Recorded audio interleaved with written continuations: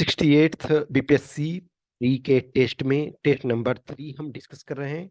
तो test number 3 में हम पार्ट 1 में 100 क्वेश्चन डिस्कस कर चुके हैं। इस वीडियो में हम रिमेनिंग क्वेश्चंस डिस्कस करेंगे। क्वेश्चन नंबर 101 इसमें कह रहा है a market situation when many firm sell similar but not identical products is termed as. देखो, परफेक्ट कंपटीशन में जो इंफॉर्मेशन होता है सेलर और बायर दोनों के पास, तो उसमें सेम गुड होता है। जैसे फॉर एग्जांपल लो एग, तो अंडे मुर्गी के same size same shape same, वो दोनों बेच रहा है। तो एक यदि 5 रुपी में और एक 6 रुपी में बेचेगा, तो 6 रुपीज वाला कोई नहीं लेगा, 5 रुपीज वाला सब लेगा। लेकिन उसी अंडे को जब ऑमलेट बना देगा तो डिफरेंस आएगा। अब एन नंबर ऑफ दुकान है जो ऑमलेट बनाते हैं। अब उसमें से क्या है, उसमें डिफरेंस क्या होगा, टेस्ट का होगा। कोई एक्स्ट्रा लिटिल स्पाइसेस दे रहा होगा, कोई कुछ और एक्स्ट्रा चीजें दे दिया, कोई थोड़ा अच्छा फ्राई कर रहा है, कोई थोड़ा सा भूज रहा अच्छा, जो भी। तो उसको क्या कहते हैं, कह रहा है सिमिलर है लेकिन नोट आइडेंटिकल। आइडेंटिकल नहीं है, ऑमलेट खा रहे हो तो डिफरेंट ही है। या इसको ऐसे लो, जब आप किसी होटल में जाते हो, रेस्टोरेंट में जाते हो, तो मार्केट में मान के चलो जैसा बड़ा शहर है, किसी शहर में 50 रेस्टोरेंट है, किसी में 5,000 रेस्टोरेंट है। तो ऑल 5,000 रेस्टोरेंट सपोज करो कि कढ़ाई पनीर बना रहे हैं, लेकिन क्या सबका कढ़ाई पनीर का सेम प्राइस होगा? नहीं। हाँ, डिफरेंस होगा। किसी का कढ़ाई पनीर आपको 100 में मिल सकता है, किसी का 300 में मिल सकता है। तो वो डिफरेंस क्यों है? क्योंकि वो लिटिल एक्स्ट्रा चीजों को दे रहा ब्रांड, उसका वैल्यू है। तो उसको मोनोपोलिस्टिक कंपटीशन कहते हैं। ओलिगोपोली का मतलब फ्यू होता है, ओलिगो का मतलब फ्यू, तो फ्यू प्लेयर्स यदि हैं। इम्परफेक्ट कंपटीशन का मतलब होता है कि इंफॉर्मेशन परफेक्ट नहीं हो। तो ये आपका इसमें से जो मोस्ट अप्रोप्रिएट होगा वो सी होगा। नेक्स्ट है त्रिपिटक। तो त्रिपिटक जो है सेक्रेड बुक्स किसके हैं? तो ये बुद्धिस्ट के हैं। तो ये 3 है पिटक है, सूत पिटक, अभिधम्ब पिटक और आपके जो हैं एक विनय पिटक। तो 3 पिटक है। त्रिपिटक, पिटक का मतलब बास्केट होता है। तो जो 3 पिटक है, शुद्ध पिटक, अभिधम्म पिटक और आपका विनय पिटक। नेक्स्ट आपका क्वेश्चन नंबर 103 करा सेंट्रल पॉइंट इन अशोकाज धम्मा। अशोक धम्मा जो है एक क्या है, पाली भाषा का लैंग्वेज का, पाली लैंग्वेज का शब्द है। उसमें से कह रहा कि loyalty to the king, peace and non violence, respect to elders और रिलीजियस टोलरेशन। तो loyalty to the king actually में ये प्रॉपर, ये मूल संदेश में नहीं है। ये पीस एंड नॉन वायलेंस है। ये पूस नॉन वायलेंस, एक्चुअली वायोलेशन नहीं, non violence, non violence, respect to elders and religious toleration. तो ये आपका करेक्ट आंसर हो जाएगा। नेक्स्ट है one of the problem of calculating national income. जो राष्ट्रीय आय जो है उसके गणना में एक क्या प्रॉब्लम है? Under employment. ये प्रॉब्लम नहीं है under employment, under employment economy का प्रॉब्लम है, ये राष्ट्रीय गणना कैलकुलेशन का प्रॉब्लम नहीं है। इन्फ्लेशन, इन्फ्लेशन इकोनॉमी का प्रॉब्लम है यदि ज्यादा है, ये गणना का प्रॉब्लम नहीं है। लो लेवल ऑफ सेविंग, ये भी प्रॉब्लम नहीं है। ये नॉन ऑर्गेनाइज्ड सेक्टर, क्यों? क्योंकि नॉन ऑर्गेनाइज्ड सेक्टर क्या है, प्रॉपर उनका रिपोर्टिंग नहीं हो पाता है। अब जैसे मान के चलो कि जो दुकान सपोज जीएसटी पे कर रहे हैं, तो उनका तो प्रॉपर रिकॉर्ड है। लेकिन जो जैसे अभी अंडे बेच रहे हैं, ऑमलेट बेच रहे हैं, तो सारे तो रजिस्टर नहीं है ना, तो उसमें हमें पता नहीं चल पाता है। तो ये डी इसका करेक्ट आंसर है। नेक्स्ट है Y which year Bihar has target to stabilize its population. तो किस ईयर तक जो बिहार सरकार ने, बिहार गवर्नमेंट ने टारगेट रखा है कि हम अपने पॉपुलेशन को स्टेबलाइज करेंगे, जनसंख्या को स्थायी जनसंख्या स्थिरीकरण का लक्ष्य। तो ये 2045, 2045, यानी कि जब भारत की आजादी के 100 साल पूरे होंगे उससे पहले हम टारगेट, और ये इंडिया का भी है। ओके, तो ये सी है। नेक्स्ट है climate change learning lab is to be established in. Climate change learning lab का मतलब क्या है कि जो क्लाइमेट हमारा चेंज हो रहा है, जो इन्वायरमेंट चेंज हो रहा है, तो उसके उसका लर्निंग कि किस ढंग से हम उसको कम कर सकें, किस ढंग से चीज़ों को मैनेज कर सकें, किस ढंग से लोगों को जागरूक कर सकें। तो ये लैब कहाँ स्टेब्लिश किया जाएगा? ये पटना में। पटना, तो नन ऑफ द अबव है। नेक्स्ट है 107 नंबर, अपनी क्यारी अपनी थाली scheme is started in which district. तो अपनी क्यारी, अपनी थाली जो योजना है, जो स्कीम है, ये जो बिहार के 38 डिस्ट्रिक्ट्स हैं, ऑल 38 डिस्ट्रिक्ट्स में ये प्रोविजंस है, तो ई इसका करेक्ट आंसर हो जाए। नेक्स्ट है भ्रमण दर्शन स्कीम। भ्रमण दर्शन स्कीम जो बिहार का है, ये मत्स्य पालन से रिलेटेड है, मछली पालन से रिलेटेड है। अभी देखोगे कि बिहार में बहुत गांव में तालाब जो हैं बन रहे हैं, ताकि जो भी लोग लोकल लेवल पे, जैसे अब कोई आदमी शहर जा रहा है, अब वो शहर जा रहा है अर्निंग करने के लिए, लेकिन उसके पास यदि गांव में जगह है, तो मछली पालन एक अच्छा स्रोत है इनकम का। Next 109 Sukhet model. Sukhet model जो है वो रिलेटेड है मधुबनी डिस्ट्रिक्ट से। इसमें जो पराली आप है, जो रेसिड्यू बचता है, जो धान की खेती आप करते हो, पैडी की खेती करते हो, उसके बाद जो रेसिड्यू बचता है, उसका प्रबंधन प्रॉपर तरीका से करने के, ये तो मधुबनी है। नेक्स्ट है एज पर बजट 2023। चूंकि देखो गवर्नमेंट ऑफ इंडिया का बजट तो कल प्रेजेंट हो गया नेक्स्ट ईयर का, यानी 23-24 के लिए, लेकिन बिहार का बजट जो है आपके एग्जाम के बाद आएगा, तो ये लास्ट ईयर का बजट ही आपके लिए इंपॉर्टेंट है। कह रहा है कि बजट ये 22-23 के लिए, in the financial year 2023 target of revenue surplus in terms of state gross domestic product. तो जो आपका रेवेन्यू सरप्लस है, और देखोगे कि जो आपका जो फिस्कल है डेफिसिट है, फिस्कल डेफिसिट आपका 3.47 है, लेकिन रेवेन्यू सरप्लस जो है ये 0.64% ऑफ जीएसडीपी, तो ये सी इसका हो जाएगा। Next 111 which one of the following approaches is associated with professor Amartya Sen. Professor Amartya Sen देखोगे कि अभी न्यूज में है कि अभी जो क्या हुआ ना, कि जो शांति निकेतन है, जो रविंद्रनाथ टैगोर जी ने स्टार्ट किया था, उसमें कुछ लैंड जो है अमर्त्य सेन के फादर खरीदे थे। अब जो शांति निकेतन विश्वविद्यालय है, उसमें से कहता है शायद 1 पॉइंट समथिंग एकड़ इनका है लैंड, तो कुछ लैंड लीज पे लिया हुआ है, कुछ इनका अपना है। तो शांति निकेतन बार बार इनको मैसेज भेज रहा है कि जो एक्स्ट्रा लैंड आप कंट्रोल किए हो उसको वापस करो। तो अभी देखोगे वेस्ट बंगाल के चीफ मिनिस्टर ममता बनर्जी ने भी इनके सपोर्ट में आई है, कि जिनके हम पैर छूते हैं, जिनके पैर छूना सम्मान की बात है, वो जो विश्वविद्यालय है उनको टॉर्चर कर रहा है। तो जो ये अमर्त्य सेन क्लेम कर रहे हैं वो सही है, तो ये एक्चुअली न्यूज में था, तो इस वजह से आपको जाना चाहिए। तो ये क्या है, इसमें से इन्होंने जो दिया, देखो बेसिक नीड अप्रोच जो क्या होता है, एक्चुअली ये जो इसका आंसर हो जाएगा वो आपका बी होगा, capability approach. Basic need approach जो होता है कि एक आदमी है जिसको शुरू में देखोगे कि रोटी कपड़ा मकान चाहिए था, कि रोटी आपको चाहिए, कपड़ा चाहिए, मकान चाहिए। उसके बाद जो है बिजली सड़क पानी, बिजली सड़क पानी चाहिए। अभी आज की डेट में एक मोबाइल, तो शिक्षा, स्वास्थ्य, और कह सकते हो जैम ट्रिनिटी, ट्रिनिटी को बेसिक नीड में ये कह सकते हो। तो बेसिक नीड जो है वो तो मिनिमम ह्यूमन के लिए चाहिए, लेकिन अमर्त्य सेन कहते हैं कैपेबिलिटी अप्रोच होना चाहिए, यानी कि सक्षमता उपागम होना चाहिए। इसका मतलब क्या है कि आपके पास इतने रिसोर्सेस होने चाहिए जिससे आप अपनी कैपेबिलिटी, जो आपकी क्षमता है, उसको उभार सके, उसमें वर्क कर सके। इनकम अप्रोच क्या है कि इनकम आपका बढ़ना चाहिए। तो इनकम बढ़ने का ये मतलब कोई जरूरी नहीं है कि आपका प्रॉपर हो रहा। वेलफेयर अप्रोच ये वर्ल्ड बैंक और ये सब का है, तो ये इनका अमर्त्य सेन का जो बी है। नेक्स्ट आपका है, इसमें से कौन सा केमिकल चेंज नहीं है, विच one of the following is note a chemical change. इसमें कौन सा केमिकल चेंज नहीं है, तो देखो राइपनिंग ऑफ फ्रूट्स, तो जो फल जो है वो पकते हैं, तो उसके अंदर कुछ केमिकल रिएक्शंस होता है, इसी वजह से कुछ जो उसके केमिकल कंपोनेंट्स को निकाल लिया जाए, कम कर दिया जाए, तो फूड बहुत देर से आपके पकते हैं। नेक्स्ट कर्डलिंग ऑफ मिल्क, यानी कि जो दूध से दही का बनना, तो इसमें भी देखोगे केमिकल रिएक्शन हो रहा है।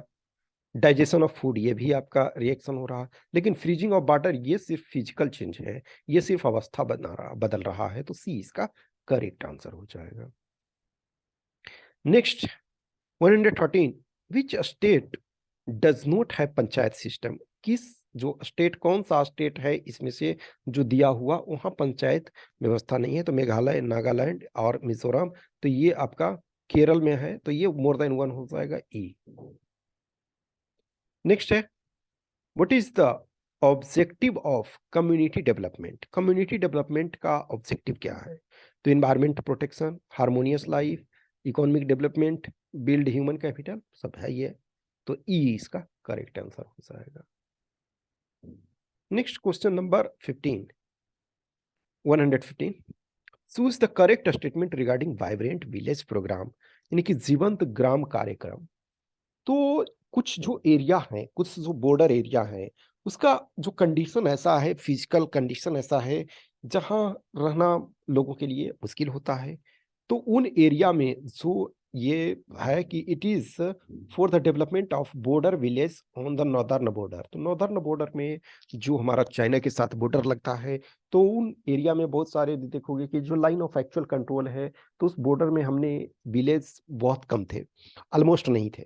लेकिन चाइना जो है वो बहुत सारे विलेज को, बहुत सारे गाँव को बसा रहा। तो हमारी भी ये कोशिश है कि हम भी उस एरिया में अपना गाँव को बसाएं, ताकि वहाँ हमारा कंट्रोल को बेटर तरीके से हम कर सकें। नेक्स्ट 116 कह रहा, suppose the force of gravitation between two bodies is equal to F. तो एफ इक्वल टू आप जानते हैं G m1 m2 by R square, यानी डी स्क्वायर या आर स्क्वायर, वो डिस्टेंस होता है दोनों बॉडी के बीच। जी ग्रेविटेशनल कांस्टेंट है, m1 m2 मास दोनों बॉडी का है, और आर स्क्वायर जो है डिस्टेंस है। कह रहा if each mass is doubled keeping the distance of separation between them unchanged the force. देखो F1 क्या हो रहा है, तो G सेम है और m1 m2 को दुगना कर दिया गया है, तो 2m1 2m2 और बाई आर स्क्वायर, तो 2 क्या हो गया, 4 हो गया। तो इसको हम लिख सकते हैं 4 इंटू G m1 m2 और बाई आर स्क्वायर। इसका मतलब ये क्या, 4 टाइम्स हो गया, तो क्या हो गया, 4f हो गया। तो सी इसका करेक्ट आंसर। नेक्स्ट 117 कह रहा है कि mass of a particular amount of substance, किसी जो पदार्थ है, किसी सब्सटेंस में मास उसका क्या होता है, तो मास होता है is the amount of matter present in it. सही है। Does not vary from place to place. Yes, mass को आप यहां रखो, मून पे रखो, या सन पे रखो, सन पे ऑब्वियसली आप नहीं पहुंचोगे, लेकिन मून पे रखो, मंगल पे रखो, मार्स पे, कहीं भी रखो, सेम रहेगा।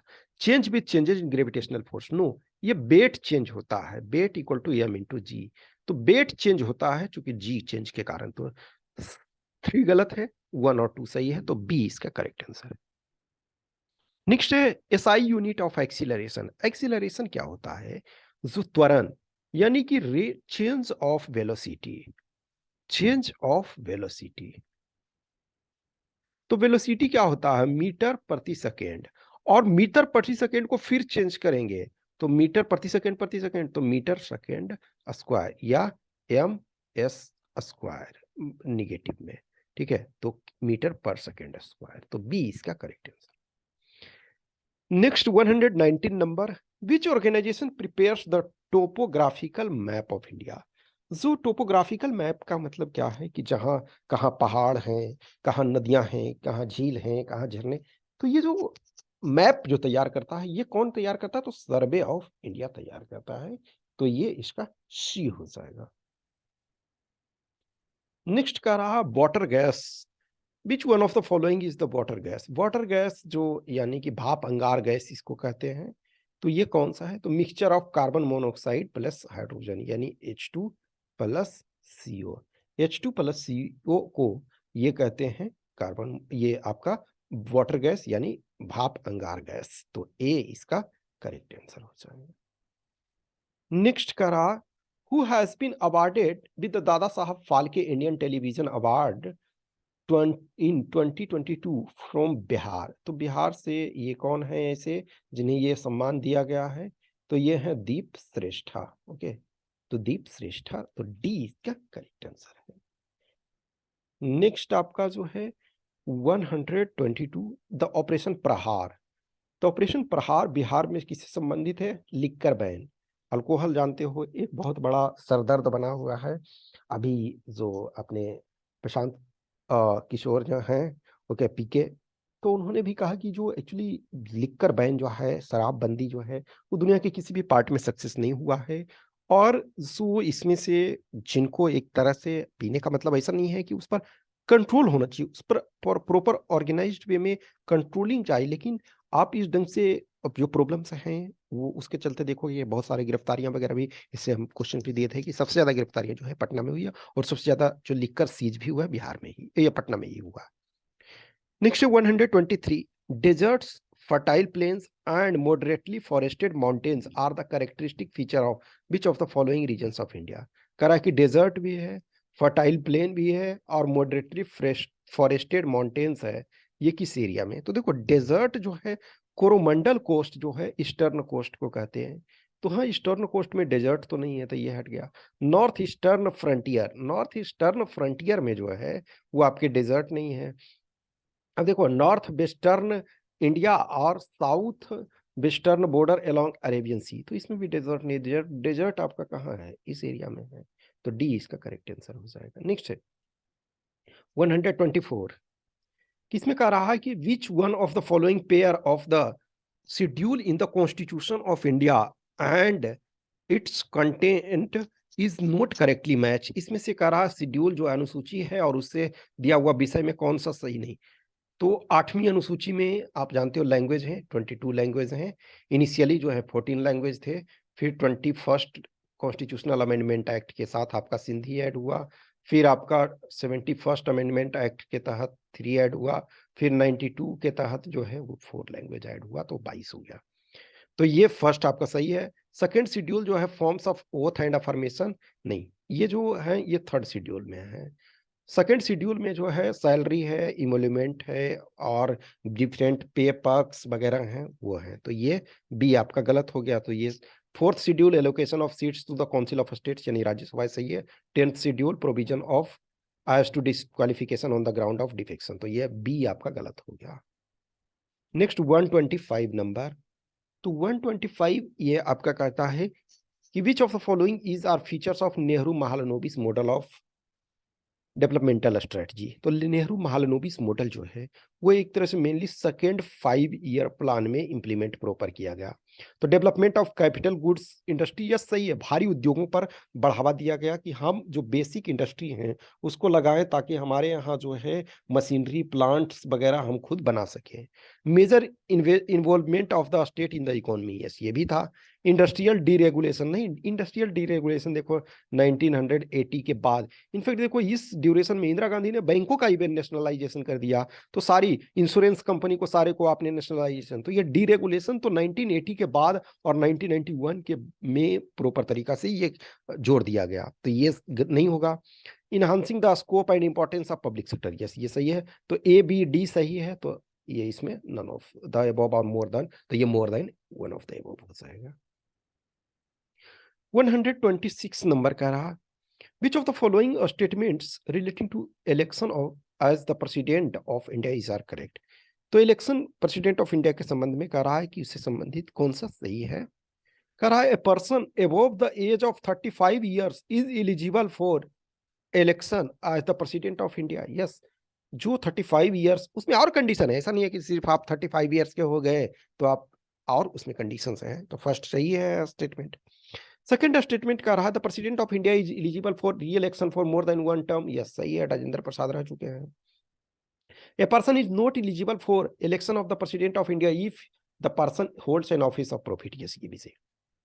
लेकिन अब कुछ जो पोस्ट हैं वो एग्जेम्पशन में रहते हैं, जैसे कोई गवर्नर है तो गवर्नर का पोस्ट जो एग्जेम्प्टेड है, मेंबर ऑफ पार्लियामेंट है तो मेंबर ऑफ पार्लियामेंट है तो वो बन सकते हैं, लेकिन ऑब्वियसली जैसे ही उनका चुनाव होता है, इलेक्शन होता है, वो तुरंत पद को छोड़ेंगे, तो ऑल 3 करेक्ट है, तो सी इसका सही आंसर। नेक्स्ट है who was the real founder of Turk rule in Bihar. तो जो तुर्की सत्ता का वास्तविक संस्थापक कौन था, तो इब्राहिम, ये इब्न बख्तियार खिलजी, जो बख्तियार खिलजी जो था जिसने वो जलाया नालंदा विश्वविद्यालय को, तो वो D. Next who was the first Indian governor of Bihar. तो ये थे आपके सत्येंद्र प्रसन्न सिन्हा, ये 1920 के करीब में थे। नेक्स्ट आपका 129, which of the following rivers flowing in India is a north flowing. तो एक्चुअली ये सारे के सारे साउथ डायरेक्शन में फ्लो करते हैं, और ये सारी की सारी रिवर क्या हैं, ये आपके नेपाल तरफ से हमारे यहाँ बिहार में आते हैं, तो ई आपका करेक्ट आंसर हो जाएगा। Next 130 number, Among the following countries, which one has the highest number of countries? किस कॉन्टिनेंट में, किस महादेश में सबसे ज्यादा देश हैं? तो अफ्रीका में है। नेक्स्ट है पिडमॉन्ट स्वैम्प सॉइल। जो पिडमॉन्ट स्वैम्प सॉइल जो है, यानी कि एक तरह से जो पत्ते और ये सब के सड़ने गलने से बनने वाले, तो विच डिस्ट्रिक्ट में? बिहार के, तो जिसमें जंगल बहुत अधिक होगा, जहाँ पेड़ पौधे बहुत अधिक होंगे, तो ये है पश्चिम चंपारण, वेस्ट चंपारण में है।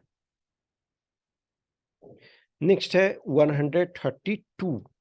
Which one of the following is the correct sequence of levels of hierarchy of classification of organisms from higher to lower?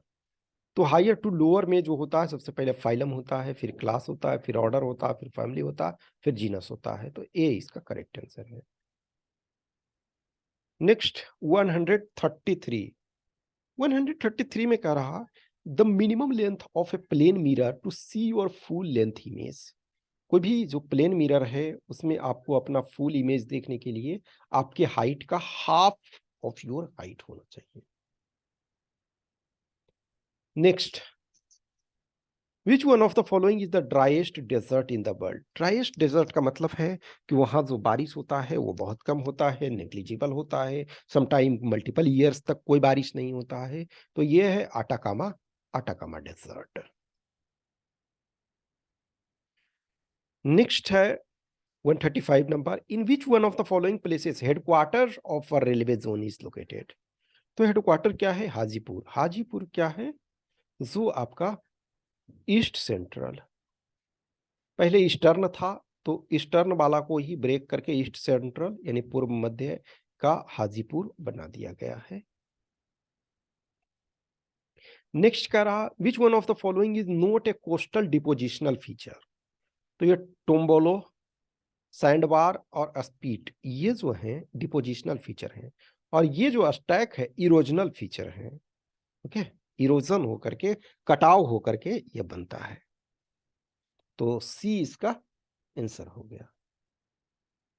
Next 137 number.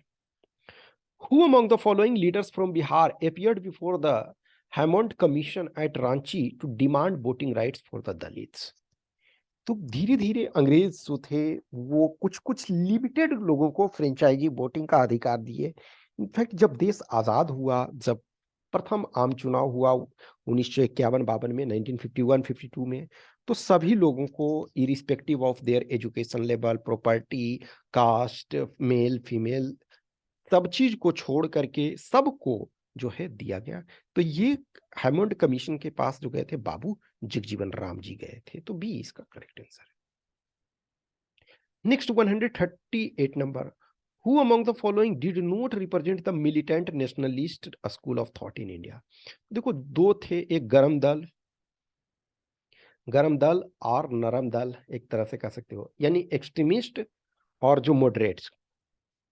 तो जो अश्वनी कुमार दत्त थे, अश्विनी कुमार दत्त, विष्णु शास्त्री चिपलुंकर और लाला लाजपत राय। लाला लाजपत राय तो आप जानते हो कि लाल बाल और पाल, तो ये एक्सट्रीमिस्ट वाले थे। विष्णु शास्त्री चिपलुंकर और ये अश्विनी कुमार दत्त, ये जो थे ये एक्सट्रीमिस्ट वाले थे, गरम दल वाले। और कृष्ण कुमार दत्त मित्रा जो थे वो शांति प्रिय वाले थे। कृष्ण कुमार मित्र इसमें आंसर हो जाएगा। Next, who among the following waged a rebellion against the British in Bihar immediately after the Battle of Buxar? देखो बैटल ऑफ बक्सर में क्या हुआ कि जो 1764 में बैटल ऑफ बक्सर हुआ, इसके बाद 1765 में जो इलाहाबाद की संधि के तहत जो है बिहार, बंगाल और उड़ीसा का दीवानी जो है अंग्रेजों को दे दिया गया। तो जो महाराजा फतेह बहादुर शाही थे, उन्होंने ब्रिटिश सरकार के विरुद्ध जो है ये आंदोलन किया, रिबेलियन किया, ओके, सो विद्रोह किया। तो ए इसका करेक्ट आंसर हो जाएगा।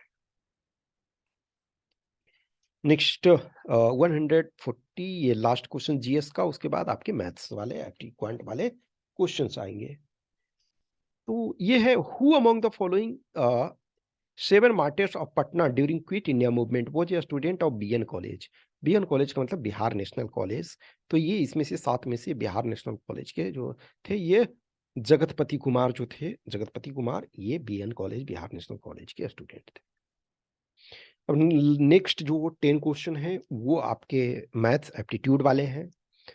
तो इसमें से फर्स्ट का रहा यानी कि 141 नंबर कि last year the age of R was 3 times than that of V, at present the age of R is double than that of V, how old is R. अब ये देखो, यदि आप आर को लेते हो तो इसमें से 1 जिसमें माइनस करते हो तो ये 3 से मल्टीप्लाई होना चाहिए। तो देखो एक इसमें घटाओ तो ये 7 होता है, तो 7 3 से मल्टीप्लाई है नहीं। 5 में एक माइनस करो तो 5, ये 6 में से तो 5 होगा, ये है। 5 में से 1 माइनस करो 4, तो ये 3 से मल्टीप्लाई है नहीं। इसमें से करो तो 3, ये मल्टीप्लाई है। तो v का पिछला साल एज जो था 1 ईयर था और r का 3 था, तो 3 गुना हो गया। अब एक साल में दोनों का एक एक बढ़ गया, तो इसका 4 हो गया r का और v का 2 हो गया। तो ये अब 2 इंटू 2 4, तो इसका मतलब है 4 ईयर्स। तो डी इसका आंसर। नेक्स्ट है 142 नंबर कि सपोज आपका p और q जो है डिस्टिंक्ट 2 डिजिट नंबर्स हैं consisting of same digit. Same digit का मतलब है जैसे देखो उल्टा करके बनाया गया है। अब जैसे 15 लो तो 15 का उल्टा क्या है, 51 है। 23 लो तो इसका उल्टा क्या है, 33। 54 लो तो इसका उल्टा क्या है, 45। अब देखो किसी भी इन नंबर्स को ये करो, माइनस करो बड़ा वाले में से छोटे को। इसमें माइनस करते हो तो 36 आता है, इसमें करते हो तो 9 आता है, इसमें करते हो तो 9 आता है। इसका मतलब ये क्या है, p माइनस क्यू जो है वो क्या है कि न तो ये हम कह सकते हैं प्राइम नंबर, ये प्राइम नंबर नहीं है। इवन नंबर, इवन देखो यहाँ ऑड आ रहा है, ऑड नंबर नहीं है, यहाँ इवन आ रहा है। ये डिविजिबल बाय 9, ये सारे 9 से डिविजिबल होंगे, तो ये आपका डी हो गया। नेक्स्ट कह रहा है कि I had bought a shirt at 10% discount, which I sold to a friend at a loss of 10%. If the friend me 729 for the shirt, what was the undiscounted price of the shirt? तो ये देखो एक method ये क्या है कि reverse में जाओ। तो 729 में हमारा जो 729 में जो हमारा फ्रेंड है वो लिया, तो वो 10% लॉस पे लिया। इसका मतलब क्या है, हमारा जो ये वो पे हमारे कॉस्ट का कितना किया, 90% पे किया। तो 729 इज 90%, तो 100% हमको करना है। तो 100% में क्या होगा, 729 इंटू 100 और डिवाइडेड बाई 90। तो ये आप करोगे तो इसको काटोगे तो आपका आ जाएगा 800। ये सॉरी ये 729 है, ओके। तो ये 810 आएगा। अब फिर देखो हमने जो है 10% डिस्काउंट, तो अब 810 जो है, 810 जो है वो 90% है। तो 100% क्या हो जाएगा, 810 इंटू 100 और बाई 90। ये 0 से 0, ये आपके 9, तो ये 900। तो ये आपका 900 आ गया, तो बी आ गया। इसको आप ऑप्शन के से भी चेक कर सकते हो, 2 बार 10% डिस्काउंट करोगे तो आपका बन जाएगा। Next 144 number.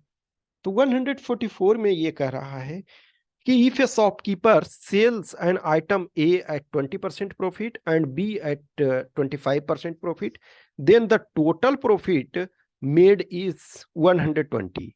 If he sells item A at 25% profit and B at 20% profit, then the total profit made is 105. What is the sum of the cost price? तो देखो कोई भी एक को मान लो x और एक को मान लो y। तो देखो x इंटू 0.20% है तो 0.2 और plus by into 0.25 equal to profit. जब ये दो इसमें ये करते हैं 20% और इसको 25%, तो ये प्रॉफिट कितना होता है, 120। फिर आप देखो कि ए को 25% में, तो यानी x into 0.025 plus by into 0.02 ये करते हैं तो प्रॉफिट 105 होता है।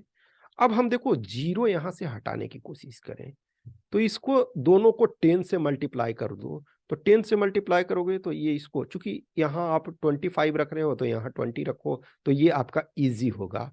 तो इसको ये तो इसको 1200 हो जाएगा और ये 1050 हो जाएगा। ठीक है, अब इसको मान लो ये तो 2 पॉइंट यहाँ 5 कर दोगे, यहाँ भी आपका ये 2.5 हो जाएगा और ये आपका सॉरी 2 रखो, या तो देखो फिर आप 2 रखो यहाँ, सिंपली सॉरी 2 रखो और ये 2.5। अब ये इसको सिंपल से फिर से हम लिख देते हैं। ओके, तो ये आपका 2x plus 2.5 by equal to 1200 और 2.5x और प्लस आपका जो है 2 बाई इक्वल टू 1050। अब किसी एक को हमको काटना है, तो इसको एक को हम सपोज बाई को काटे या एक्स को काटे किसी को। अब मान के चलो कि यक्स इसको यदि हम 2.5 से मल्टीप्लाई करें और इसको 2 से, तो 2.5 से मल्टीप्लाई करते हैं तो ये क्या होगा 5x और ये 2.5 इंटू 2.5 क्या होता है 6.25, तो बाई इक्वल टू, अब इसको 2.5 से मल्टीप्लाई कर रहे हो तो 2.5 से मल्टीप्लाई करोगे तो ये कितना आ जाएगा 3000 आ जाएगा। और इसको अब 2 से मल्टीप्लाई करो तो 5x और प्लस 2 इंटू 4 बाई और इक्वल टू ये 2100। अब इसको माइनस आपको कर दो तो माइनस माइनस माइनस सब जगह, तो ये तो कट गया। अब ये 2.25 बाई इक्वल टू क्या हुआ 900, तो बाई इक्वल टू क्या हो गया 400। तो जब देखो बाई इक्वल टू 400 हो गया, अब इसी में ये रख दो, ये में बाई को, तो मान के चलो इसमें रख देते हो तो 5x प्लस ये 2500 आ जाएगा और 2500 इक्वल टू 3000। अब x equal to 5x equal to 500, x equal to 100, इसका मतलब है 400 प्लस 100 500, तो ये एडिशन 500 हो जाएगा। तो C इसका आंसर हो गया। नेक्स्ट आपका है 145 नंबर की एलसीएम और एचसीएफ टू इंटीजर जो है पॉजिटिव इंटीजर्स उसका 18 एंड 3 है, तो what is the minimum possible value of their sum. देखो जो हम जानते हैं LCM into HCF equal to number n1 into n2, तो ये 18 इंटू 3 है, तो 18 इंटू 3 को आप डिफरेंट फॉर्म में लिख सकते हो, 51 इंटू 1 भी लिख सकते हो, 54 इंटू 1 भी लिख सकते हो, 9 इंटू 6 लिख सकते हो। तो जब 9 इंटू 6 देखो, अब इसका सम मिनिमम होना चाहिए, तो 51 और या फिर आप इसको क्या कर सकते हो 27 इंटू 2 भी लिख सकते हो।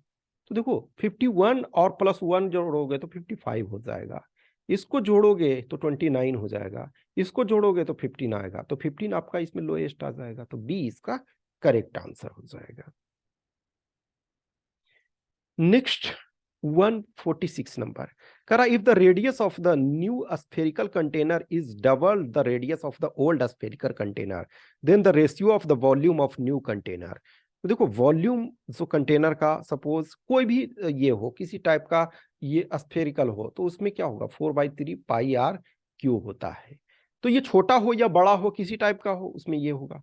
अब देखो आर को हमको ई वाला कंपोनेंट तो दोनों में सेम रहेगा, तो आर को अब 2 कर दो तो 2r का क्यूब, तो इसका मतलब 8 हो जाएगा, तो ये 8:1 हो जाएगा, तो सी इसका करेक्ट आंसर हो जाएगा।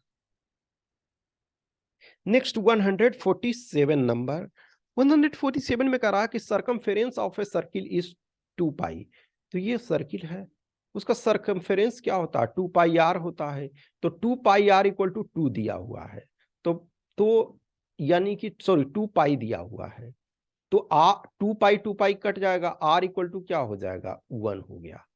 अब कह रहा है कि इसमें एक स्क्वायर बनाया गया है, ये इसमें एक स्क्वायर बनाया गया है। देखो अब ये स्क्वायर इस ढंग से बनाया गया है कि ये करोगे तो ये इसका डायमीटर हो जाएगा, तो डायमीटर का यदि देखा जाए तो ये हाफ डायमीटर इतना क्या हो जाएगा 1 आपका 2 सेंटीमीटर हो जाएगा, आपका डायमीटर 2 सेंटीमीटर आपका ये डायमीटर हो जाएगा। एक सेकेंड रुको रुको रुको, नहीं ये जो आपका है कह रहा है कि then the area of the square inscribed in, तो ये r इक्वल टू आपका 1 सेंटीमीटर, ठीक है ना, तो r आपका ये करोगे तो 1 सेंटीमीटर तो अब इसका जो ये एरिया, ये तो एरिया, अब इसका हाफ यदि निकालोगे तो आपको साइड पहले निकालना पड़ेगा। तो साइड निकालने के लिए आप ये कर लो कि ये आपका 2 हो गया।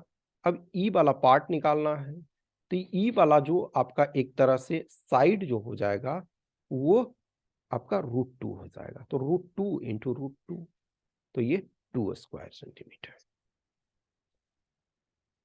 नेक्स्ट 48 नंबर कह रहा है कि 148, how many times does the digit 3 appears between 1 and 100 such that the where 3 appears is not divisible by 3। तो 3 तो एपियर हो लेकिन वो 3 से डिविजिबल नहीं हो। तो देखो पहले 3 आएगा तो 3 से तो हमको लेना नहीं है, तो 13 होगा। 13 के बाद आपका 23, 23 के बाद आपका 31, क्योंकि 30 नहीं लेना है क्योंकि वो 10 3 से डिविजिबल है। फिर 32, फिर 33 नहीं लेना है क्योंकि वो 3 से, फिर 34 लेना है, 35 लेना है, फिर 36 नहीं लेना है, फिर 37 लेना है, 38 लेना है, फिर 39 नहीं लेना है, फिर आप 43 लेना है, फिर 53 लेना है, 63 नहीं लेना है 3 से डिविजिबल है, फिर 73, फिर 83, फिर 93 नहीं लेना है क्योंकि 3 से डिविजिबल। तो ये क्या हो गया, 2 4 6 8 10 12, तो 12 ऐसे है, तो बी इसका करेक्ट आंसर है। नेक्स्ट 149 नंबर कह रहा है कि एक ऐसा एग्जामिनेशन है जिसमें 3 सब्जेक्ट है A B C. A student has to pass in each subject, तो तीनों में पास होना चाहिए। 20% students failed in A, 22% student failed in B and 16% failed in C. तो total number of students passing the whole examination. अब ये देखो, हो सकता है, संभावना ये है कि मैक्सिमम किसमें है, फेल बी में है। तो हो सकता है एक कंडीशन ये है कि जिसमें ये फेल है तो और सब्जेक्ट स्टूडेंट भी, जो ये 16% सी वाले हैं ये भी इसमें शामिल हों और 20% ए वाले इसमें भी शामिल। तो टोटल फेल मैक्सिमम इसमें क्या है, इस कंडीशन में 22%। तो 22% जब फेल है तो 78% जो है पास होंगे। अब लेकिन ये मानूं कि अब जो फेल हैं तीनों सब्जेक्ट में अलग अलग लोग फेल हैं, तो 20% प्लस 22% प्लस 16%, तो ये फेल कितने हो गए, इनको ऐड करोगे तो 58% हो गया। इसका मतलब 42% पास हुए। तो एक कंडीशन में 42% पास हुए और एक कंडीशन में 78, यानी मिनिमम 42% पास हुए, मैक्सिमम 78। तो ये आपका बी हो गया। Last question of the day कि 4 मेटल रॉड्स है, उनका लेंथ एक का 78 सेंटीमीटर है, दूसरे का 104 सेंटीमीटर है, तीसरे का 117 सेंटीमीटर है और चौथे का 169 सेंटीमीटर है। Are to be cut into parts of equal length, each part must be as long as possible. What is the maximum number of pieces that can be cut. तो इनका HCF निकालोगे, तो HCF निकालने के लिए एक तो सिंपल मेथड ये है कि 78 को क्या लिख सकते हो, 6 इंटू 13। 104 को क्या लिख सकते हो, 8 इंटू 13। 117 को क्या लिख सकते हो, 9 इंटू 13। और 169 को 13 इंटू 13। इसका मतलब क्या है, ये जो है 13 आपका कॉमन फैक्टर है। अब इनको जोड़ दो, तो 6 प्लस 8 प्लस 9 प्लस 13, तो ये आप जोड़ो तो ये 14, 14 और ये 9, 23, 23 प्लस 13 36, तो ये 36 पीसेस टोटल हो जाएंगे। तो ये इस प्रकार 150 क्वेश्चंस कंप्लीट हो गए और 3 सेट्स आपके कंप्लीट हो गए। अब जो 2 सेट्स है वो 2-3 दिन बाद वो हम करेंगे, क्योंकि ऑब्वियसली है क्वेश्चंस को सेट करने में, बनाने में वो टाइम लगता है। और इसमें से ऑब्वियसली बात है कि आप सिंपली सारे को पुट करोगे, सारे को चीज़ों को बैलेंस्ड वे में करने में बहुत टाइम लगता है। तो 3 सेट हमने 3 डेज में कंटिन्यूस कर लिया। फिर जो 2 सेट्स हमने बोला था मिनिमम 5 आपको ये देने के लिए, तो 2 जो है वो 2-3 दिन बाद उसमें करेंगे, तो ताकि इनको फिर जो भी है जितनी बार इसको देख सकते हो करो। और इनफैक्ट जितने भी सोर्सेज से जो previous year 6 sets previous year के हैं, क्योंकि उसमें भी तो टाइम लगता है सारी चीज़ों को करने में, और एक आध जगह जो मिस्टेक्स कुछ रह जाते हैं तो I am sorry for that, क्योंकि परफेक्ट जो है पॉसिबल नहीं होता है ऑलवेज। ठीक है, एग्जाम में भी आप परफेक्ट मार्क्स कभी नहीं ला सकते हो, तो कुछ मिस्टेक्स होते हैं, लेकिन इस बार चूंकि निगेटिव मार्किंग है तो आपको ध्यान रखना है हर पॉइंट्स को, और खास करके जब फिफ्थ ऑप्शन है तो ये काफ़ी इंपॉर्टेंट चैलेंजिंग हो जाता है। Okay, thank you.